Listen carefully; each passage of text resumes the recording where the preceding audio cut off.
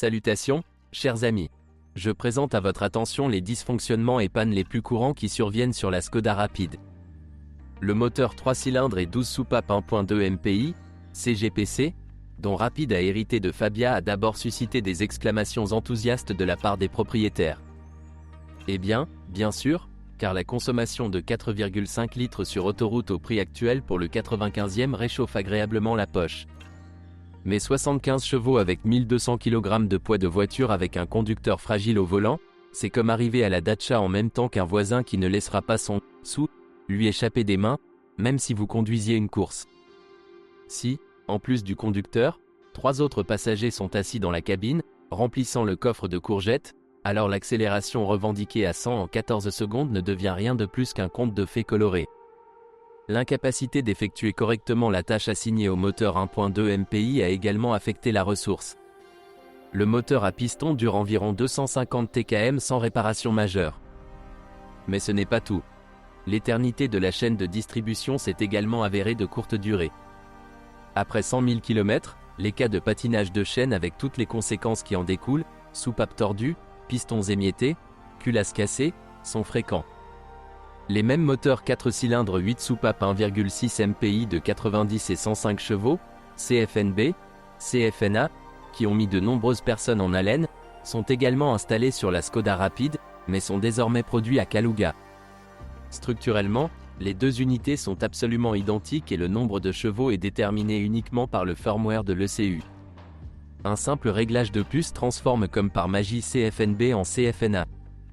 La première chose que les utilisateurs de Rapid ont remarqué, c'est que le constructeur a un peu menti sur l'appétit de la voiture et, il s'avère que même avec une transmission manuelle sur autoroute, il est impossible d'atteindre les 4,9 L 100 km déclarés.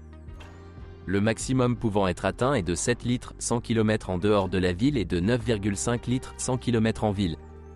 Cependant, la consommation de carburant n'est pas la pire des choses. Surtout, les propriétaires de Škoda Rapid ont peur de la fonctionnalité CFNA, qui se manifeste même pendant la période de garantie. Le même cliquetis de piston qui dérangeait autrefois les propriétaires de la VW Polo Sedan. Pour ceux qui ont remarqué des bruits étranges lors de l'échauffement, les pistons ont été changés sous garantie, les autres considéraient cela comme normal et roulaient parfois 300 TkM sans ajouter d'huile ni perdre de traction. Mais tout le monde ne s'est pas bien passé. Il y a eu des cas où des éraflures sur les cylindres ont entraîné une perte de compression et, par conséquent, un capital à 100 TkM, ce qui est pitoyable par rapport aux normes modernes. En 2015, une nouvelle unité CWV est apparue pour la Škoda Rapid, CWVB 90 chevaux et CWVF 110 chevaux, ou plutôt un CFN presque entièrement repensé avec un régulateur de phase à l'admission et une culasse tournée à 180 degrés. Les malheureux pistons, bien sûr, ont également été modifiés et le cognement a disparu, mais un problème a disparu, un autre est apparu, à savoir la brûlure d'huile chronique, qui est déjà devenue célèbre aujourd'hui, notamment pour le modèle Škoda Octavia. Avec un kilométrage d'environ 100 000 km, voire plus tôt, de nombreux propriétaires constatent une consommation d'huile importante.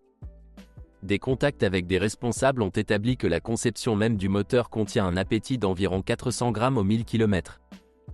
Les coulibins bien nourris, pour tenter de régler la situation, entreprirent de démonter l'unité et découvrir que ce n'était pas tant la conception qui était à l'origine de la consommation d'huile, mais plutôt l'assemblage bouclé. Il est nécessaire de placer les verrous des segments de piston les uns sur les autres, partagent leurs impressions avec les militaires.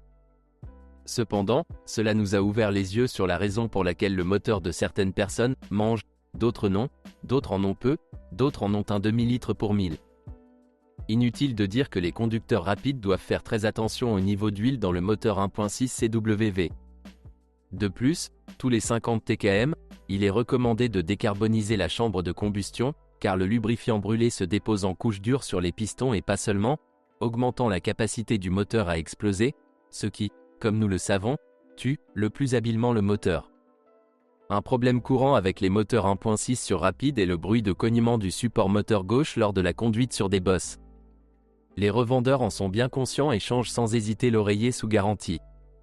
Le moteur 1.4 TSI turbocompressé de 122 chevaux avec l'indice EA211 est l'un des meilleurs moteurs Volkswagen en termes d'économie et d'efficacité, et il est difficile d'être en désaccord avec cela.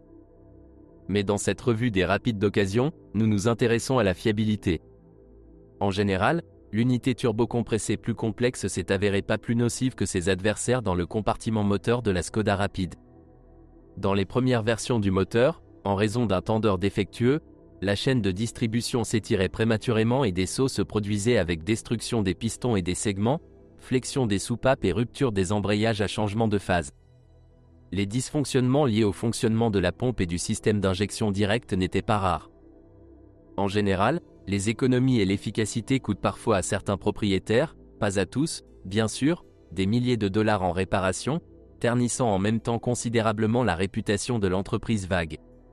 Comme tous les groupes turbo-essence à injection directe, le 1.4 TSI nécessite une approche particulière en matière de maintenance. Il est préférable de réduire le délai entre le remplacement des consommables de moitié par rapport à celui spécifié par le constructeur, et la turbine pourra alors durer un respectable 150 TKM. Le 1.4 TSI modernisé, 125 chevaux, désormais installé sur la Rapide, possède un bloc cylindre en aluminium doublé de fonte. La chaîne a été remplacée par une courroie qui, calmement, sans incident, s'occupe de 60 à 90 000 personnes. Des fuites de pompe se produisent encore au cours des premiers cycles. Comme il sied aux unités turbo-essence, l'huile 1.4 TSI mange, mais relativement peu, environ 400 grammes d'un remplacement à l'autre. Au vu des excellentes capacités de traction et des appétits modérés, le choix en faveur du 1.4 devient évident. Vous devez bien réfléchir avant de décider d'acheter un rapide dans la configuration style très économique avec 1,6 MPI.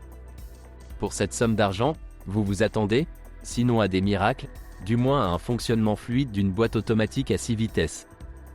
C'est vrai, mais tant que la voiture est neuve. Le pack d'embrayage s'use assez rapidement, après 100 000 km, la douceur des changements de vitesse disparaît progressivement, surtout pour ceux qui aiment prendre rapidement de la vitesse.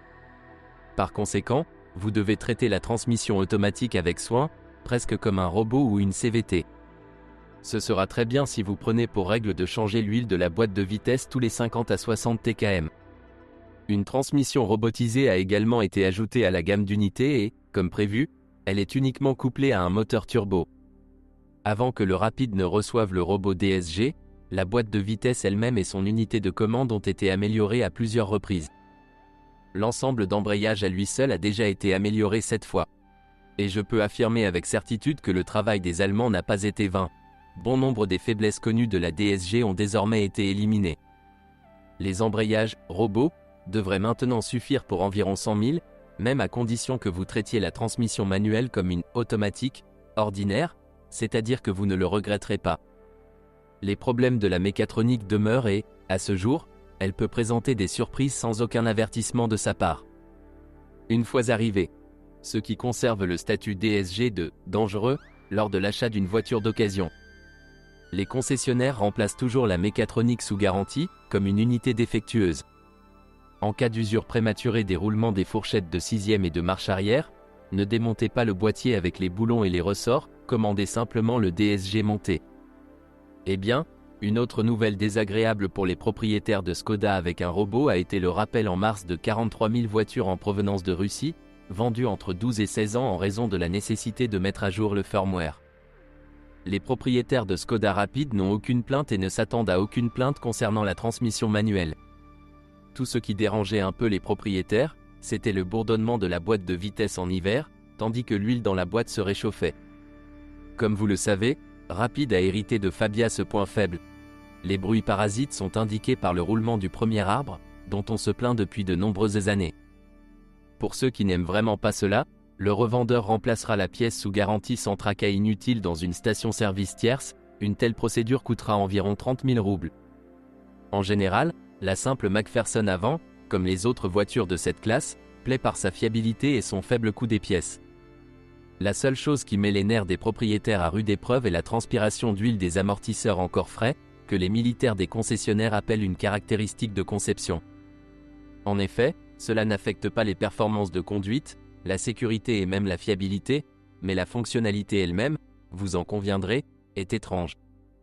Dans un tel état de pleurs, les amortisseurs sont capables de parcourir 100 TKM sans panne ni balancement. Les jambes de force stabilisatrice, les boules et les silent blocks arrière des bras de suspension avant cèdent un peu plus tôt.